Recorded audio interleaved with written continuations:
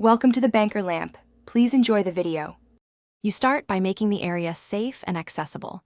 Disconnect the battery negative terminal to avoid airbag warnings, then remove the trim pieces covering the B-pillar.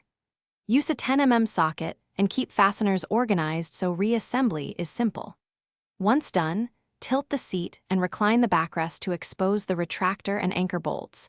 This gives you working room and a clear view of cable routing. Make sure to inspect the webbing now, so you know whether you need replacement or just adjustment.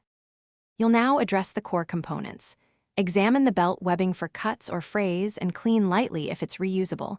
Damaged webbing requires replacement.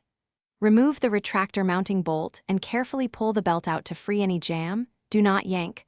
Let the mechanism unwind.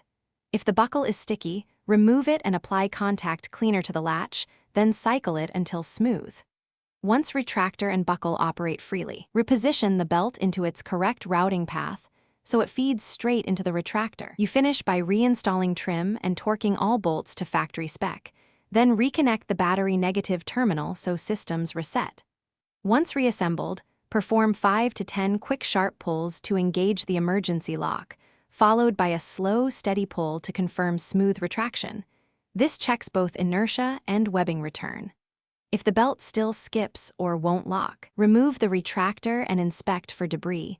Blow compressed air into the mechanism or replace the retractor. Make sure the belt route. Thanks for watching. If this was helpful, leave a like and consider subscribing. See you next time.